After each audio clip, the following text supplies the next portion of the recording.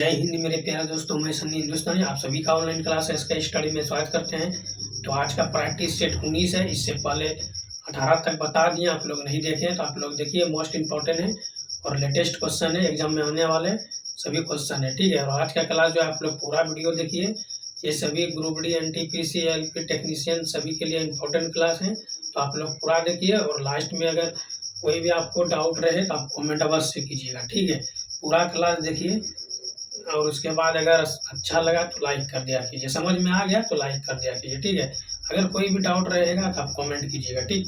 तो चलिए, आपको बिल्कुल PYQ क्वेश्चन कराएंगे जो लेटेस्ट क्वेश्चन है और ये बार बार एग्जाम में पूछा जाता है, इसीलिए आप लोग को प्रैक्टिस सेट के तौर पे हम करा रहे हैं ताकि आप लोग का जो है बेसिक मजबूत हो सके और किसी भी एग्जाम, कोई सा भी एग्जाम आप देने जाइए तो आपका जो है अच्छा मार्क्स आ सके, ठीक है। चलिए, आप ऐसे सब क्वेश्चन बार बार एग्जाम में पूछा जाता है तो रिपीटेड सवाल लेकर आते हैं जो आप लोग के लिए बहुत महत्वपूर्ण है। तो चलिए क्वेश्चन नंबर 1 की ओर चलते हैं डायरेक्ट। देखिए क्वेश्चन क्या है, यदि a + b = 46 और a - b का स्क्वायर बराबर 612 है तो a और b के गुणनफल का मान ज्ञात कीजिए, ठीक है। ये क्वेश्चन NTPC ग्रेजुएट लेवल में जो है ये क्वेश्चन 2025 में पूछा गया है और अभी भी वैकेंसी निकला है, ठीक है। NTPC का ग्रेजुएशन लेवल और अंडर ग्रेजुएशन लेवल। तो आप लोग अगर भरे हैं फॉर्म तो अच्छी बात है, अच्छे तरीके से तैयारी कीजिए और ये जो सभी एग्जाम के लिए इम्पोर्टेंट है, रेलवे का जितना भी एग्जाम है ये प्रैक्टिस सेट जो बता रहे हैं सभी प्रैक्टिस सेट इम्पोर्टेंट है, ठीक है। तो चलिए आइए, आप लोग को ऐसे सब सवाल आप सेकंडों में किस तरीके से सॉल्व कर सकते हैं तो आइए आपको बेहतरीन तरीके से हम बता रहे हैं, बिल्कुल शॉर्ट कोड मेथड बताएंगे, ठीक है। देखिए इसका एक फार्मूला होता है, फार्मूला क्या होता है, a + b का स्क्वायर, ठीक है, इंटू a - b का स्क्वायर, ठीक। और यहाँ पे क्या होता है, माइनस होता है, बराबर 4ab। ये होता है फार्मूला इसका, ठीक। इसी फार्मूले पे यहाँ पे देखिए अच्छे तरीके से यहाँ पे समझिएगा, पहले समझिए उसके बाद लिखिए, ठीक है। तभी आप लोग को एग्जाम में समझ में आएगा, तभी तो दिमाग में रहेगा हरदम ये सवाल कैसे बनाना है, तभी तो एग्जाम में आप सेकंडों में बना सकते हैं ना। देखिए a + b कितना है, ये 46, इसका क्या करेंगे, स्क्वायर करेंगे, माइनस a - b का होल स्क्वायर, या a - b का होल स्क्वायर कितना है 612, बराबर क्या है 4ab, यही है ना, ठीक। चलिए ये 40 का स्क्वायर कितना होता है, तो ये 46 का स्क्वायर होता है 2116 और यहाँ पे 612 माइनस कर देंगे, बराबर क्या हो जाएगा 4ab, ठीक। तो यहाँ पे देखिए इसको हम माइनस करेंगे तो ये हो जाएगा 1504 और यहाँ पे 4ab, अगर ये इधर गुना में है इधर आके क्या हो जाएगा भाग हो जाएगा, ठीक। तो 1504 में 4 से भाग देंगे, ठीक है, 1504 में 4 से भाग देंगे तो ये इसको काटिए, 3 चौके 12, यहाँ पे 3 15 तो 3 बचा, यहाँ पे 3 तो 7 चौके 28, यहाँ पे 2 बचा और 6 चौके 24, ठीक। तो AB बराबर क्या हो जाएगा 376 आंसर हो जाएगा, ठीक है। तो ये आपका राइट आंसर होगा, इस ऑप्शन में है, ऑप्शन डी आपका बिल्कुल सही जवाब। तो उम्मीद करते हैं मेरे प्यारे दोस्तों ये क्वेश्चन आपको समझ में आ गया। अगर इस क्वेश्चन में कोई भी डाउट है तो आप कमेंट कीजिए, अदरवाइज चलते हैं फिर नेक्स्ट क्वेश्चन की तरफ। देखिए ये क्वेश्चन नंबर 2 है और ये मोस्ट इंपॉर्टेंट सवाल है, ये NTPC ग्रेजुएट लेवल में पूछा गया क्वेश्चन है और ये लेटेस्ट क्वेश्चन है। ऐसे सब क्वेश्चन बार बार एग्जाम में पूछा जाता है, तो आइए आप लोग को बेहतरीन तरीके से बिल्कुल शॉर्ट ट्रिक से सिखाएंगे, आने वाले एग्जाम में आप बिल्कुल इसको सेकंडों में बना सकते हैं, ठीक है। तो आइए क्वेश्चन की ओर डायरेक्ट चलते हैं। देखिए यहाँ पे ये सिंप्लीफिकेशन का क्वेश्चन है और इससे सब सवाल को हम सेकंडों में किस तरीके से बनाएंगे आइए आप लोग को बेहतरीन तरीके से सिखाते हैं। यहाँ क्या है 6/3, तो डायरेक्ट यहाँ पे क्या आ गया 2, ठीक है। अगर इसको भाग देंगे 3 को 6 से पहले हम क्या करेंगे, भाग का काम करेंगे फिर गुना का काम करेंगे, ठीक है। तो ये ब्रैकेट को पहले खत्म कीजिए, तो यहाँ पे 3 दूना 6, 2 आ गया, फिर गुना है तो 5 से गुना कर देंगे, ठीक। आगे क्या साइन है भाग का, इसको ऐसे रहने देंगे, ठीक। तो यहाँ से यहाँ तक क्या होगा, यहाँ कितना है 12 में 2 माइनस गया 10, 10 में 2 से भाग देंगे तो 5 आ गया और यहाँ पे अगर 6 में 2 से भाग देंगे 3 दूना 6 तो ये 3, ठीक है। तो यहाँ पे देखिए 1 में 1 से यहाँ 2 है, 2 में 2 से भाग तो 2 1 कम 2, ये 1 आया, 1 से 26 में भाग देंगे तो ये 26 आ जाएगा, ठीक। इसको अब हम सजा के लिखते हैं 26 × 15, ठीक है। और उसके बाद यहाँ पे साइन किसका है भाग का, तो 1/10 हो जाएगा, ठीक। तो यहाँ पे देखिए 3 × 5 = 15, ठीक है, 2 × 5 = 10 और ये हो गया 13 × 26, ठीक। तो 33 कितना हो गया 39। ठीक, तो ये आपका राइट आंसर 39, ऑप्शन सी आपका बिल्कुल सही जवाब। तो उम्मीद करते हैं मेरे प्यारे दोस्तों ये क्वेश्चन आपको अच्छे तरीके से समझ में आ गया होगा। अगर इस क्वेश्चन में कोई भी डाउट है तो आप कमेंट कर सकते हैं, अदरवाइज चलते हैं फिर नेक्स्ट क्वेश्चन की तरफ।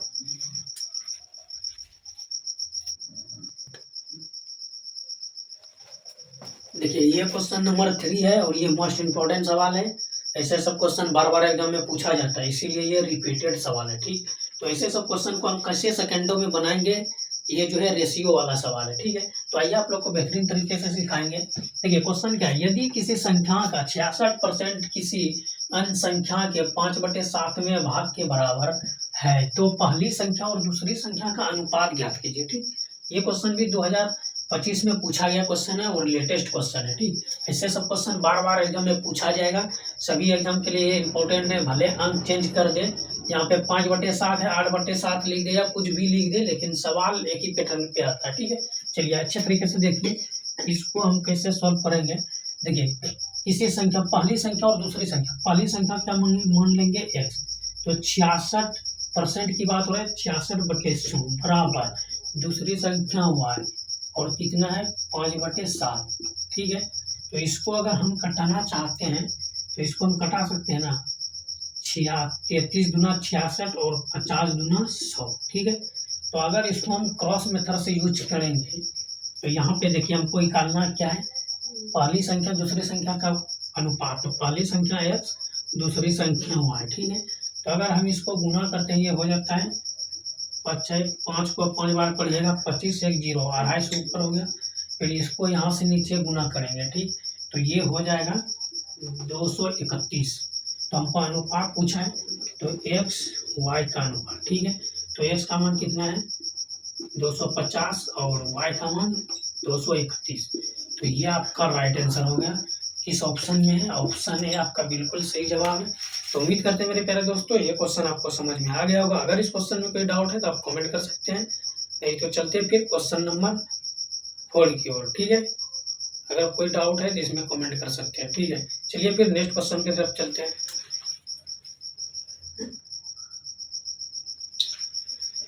देखिए ये क्वेश्चन नंबर 4 है और ये मोस्ट इम्पोर्टेंट सवाल है। ठीक है, तो ये द्विघात समीकरण वाला क्वेश्चन है। ठीक है, द्विघात समीकरण वाला क्वेश्चन आप क्लास 10 में बनाए होंगे, तो इसीलिए आप लोग को कहते हैं क्लास 9 10 11 12 अगर आप बढ़िया से तैयारी कर लेते हैं तो आपका कंपटीशन में जो है पकड़ मजबूत हो जाता है। ठीक है, कंपटीशन में जो है आपको ज़्यादा मेहनत करना नहीं पड़ेगा, तो इसीलिए कहते हैं क्लास 9 10 11 12 अच्छे से पढ़िए और मन लगा कर पढ़िए। अगर अभी पढ़ रहे कंपटीशन का भी तैयारी कर रहे हैं तो आप अच्छे तरीके से बिल्कुल बेसिक से तैयारी कीजिए और मन लगा कर पढ़िए, कोई दिक्कत नहीं है। आपका कोई भी एग्जाम रहे अवश्य निकलेगा, सिर्फ फोकस आप जो आप करना चाहते हैं, आपका जो सपना है उसके ऊपर फोकस कीजिए और मेहनत कीजिए, आपको सफलता एक दिन अवश्य मिलेगा। ठीक, तो इसीलिए कहते हैं आप लोग अच्छे तरीके से ईमानदारी से पढ़िए और मेहनत करते रहिए। ठीक, चाहे परिस्थिति जैसा भी है। तो चलिए देखिए ये क्वेश्चन जो है, ऐसे सब सवाल को हम आप लोग को सेकंडों में बनाने का प्रयास करेंगे। ठीक है, बताने का। तो देखिए द्विघात समीकरण ये दिया हुआ है मूलों का योगफल, तो आप लोग क्लास 10 में पढ़े होंगे द्विघात समीकरण का मूलों का योगफल, तो ये होता है बीटा बीटा प्लस अल्फा या अल्फा प्लस बीटा, जो भी बोलिए। ठीक है, माइनस b/a। ठीक, इसका भी फॉर्मूला था माइनस b/a। तो यहाँ पे ये क्या है, a के स्थान पे क्या है, देखिए ये जो है a के स्थान पे 7 है। ठीक, और b के स्थान पे क्या है -28।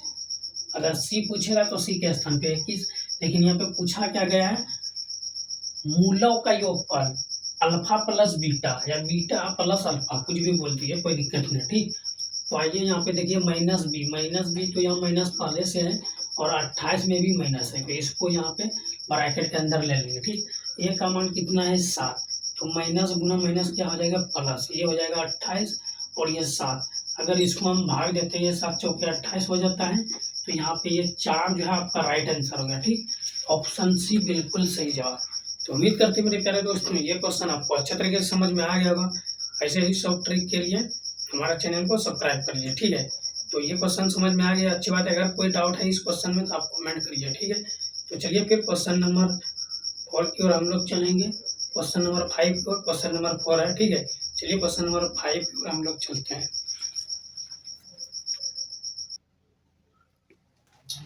देखिए ये क्वेश्चन जो है आप क्लास 10 में आप लोग बनाए होंगे माद माध्यक बहुलक ज्ञात करने के लिए, ठीक है। तो ये क्वेश्चन भी ऐसे सब क्वेश्चन भी पूछा जाता है और बार बार एग्जाम में पूछा जाता है, ठीक है। और ये क्वेश्चन एनटीपीसी ग्रेजुएट लेवल 2025 में पूछा गया क्वेश्चन है, ठीक। यदि आंकड़ों का माध्य 43 है और माध्यक का 78 है तो आंकड़ों का बहुलक ज्ञात कीजिए, ठीक। तो आपको क्लास 10 में आप लोग पढ़े होंगे बहुलक बराबर फार्मूला आप पढ़े होंगे। क्या फार्मूला होता है बहुलक बराबर? तो यहाँ पे होता है बहुलक बराबर 3 माध्यिका माइनस 2 माध्य, ठीक। ये फार्मूला होता है, ठीक। तो ये फार्मूला होता है, इसी फार्मूले की मदद से हम लोग बहुलक का मान ज्ञात करेंगे। तो ये माध्यिका का मान कितना है, यहाँ पे 78 दिया है, माइनस है, और माध्य का मान कितना है 43। अगर हम इसको सोल्यूशन करना नहीं चाहते हैं तो डायरेक्ट आप जो है यूनिट डिजिट से, ठीक है, यूनिट डिजिट से आप लोग जो है यानी इकाई अंक से आप चेक कर सकते हैं ऑप्शन में, ठीक है। कैसे देखिए यहाँ पे ये कितना हो गया 8 या 24, तो यहाँ पे 24 लिख देंगे, ठीक। माइनस है माइनस, फिर यहाँ पे क्या है 3 दूना 6, यहाँ पे 6 लिख देंगे, ठीक। तो अगर यहाँ पे इसमें एक पहचान देंगे, ये कितना हो जाएगा 14, 14 में 6 जाएगा कितना होगा 8, ठीक। तो ये क्या है यूनिट डिजिट, ठीक। इकाई अंक, इकाई अंक 4 ऑप्शन में जिस भी ऑप्शन का इकाई अंक 8 हो जाएगा वही आपका राइट आंसर हो जाएगा, ठीक है। तो इकाई अंक किसमें है, ऑप्शन ए में, तो ऑप्शन ए आपका बिल्कुल सही जवाब। अगर आप चेक करना चाहते हैं तो चेक कर भी सकते हैं, अदरवाइज यहीं पे छोड़ देते हैं, आपका 100% सोल्यूशन सत्य होगा, ठीक है। तो उम्मीद करते हैं मेरे प्यारे दोस्तों ये क्वेश्चन आपको समझ में आ गया होगा। ऐसे ही क्वेश्चन के लिए हमारे चैनल को सब्सक्राइब कर लीजिए, और अगर अच्छे तरीके से समझ में आ गया तो लाइक भी कर दिया कीजिए, ठीक है, और शेयर भी कर दीजिए ताकि आपका जितना भी दोस्त फ्रेंड है उसको भी कुछ हेल्प हो जाए, ठीक है। तो इसीलिए आप लोग को कहते हैं दूसरे का अगर आप मदद कीजिएगा तो आपका खुद मदद होगा, ठीक है। तो हमेशा आप लोग जो है अपना ईमानदारी से कोई भी काम कीजिए, अपना ईमानदारी से कीजिए और सच्चे मन से कीजिए, आपका जो है जो भी सपना अवश्य पूरा होगा। मेहनत कीजिए, अच्छे तरीके से मन लगा कर पढ़िए, ठीक है। तो मिलते हैं फिर नेक्स्ट वीडियो में, तब तक के लिए जय हिंद, वंदे मातरम।